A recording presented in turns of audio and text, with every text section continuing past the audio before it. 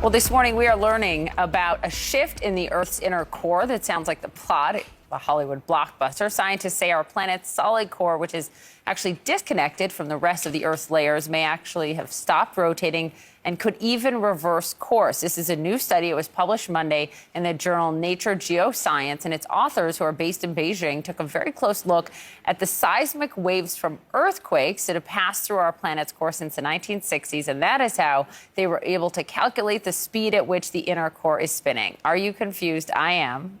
We're going to get to understand this a little bit better with our guest. Let's bring in Michio Kaku, who's a professor of theoretical physics at the City University of New York. Professor, good morning. Thank you. Morning. Glad to be on. What does this mean?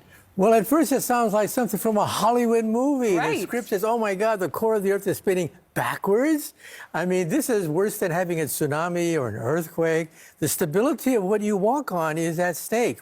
Now, this report comes not from Hollywood. It comes from reputable scientists at Beijing University that analyze echoes.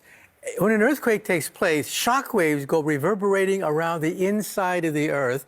And by analyzing these echoes with computers, you can recreate a model of the inside of the Earth. And sure enough, the core seems to be about to spin backwards. Okay, but I read that this happens every 70 years, so we don't need to be alarmed? That's right. The bad news is that we know very little about the core of the Earth, very little about what's underneath our feet. The good news is probably there's nothing to worry about, in the sense that roughly every 70 years or so, we're not sure, the center of the Earth does seem to go backwards. If this is the core, this is the crust of the Earth that we live on. Yes. This is the core of the Earth. The core could move independently of the crust. That's the key. So the part we're on never moves in reverse. Yeah, so the core of the Earth sits in a pool of like molasses, and it's able to spin independently of the crust of the Earth. So, in other words, don't lose any sleep over this. Probably it's a natural cycle. It takes place probably once every 70 years or so. But we need more data because this is new territory for us. Yeah, why do we need to know? I mean, they spent a lot of time, they studied earthquakes back to the 60s.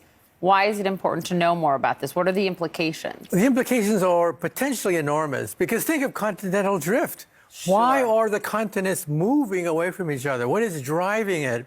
And also earthquakes, the whole nature of the stability of the planet itself. We know very little about what's underneath our feet.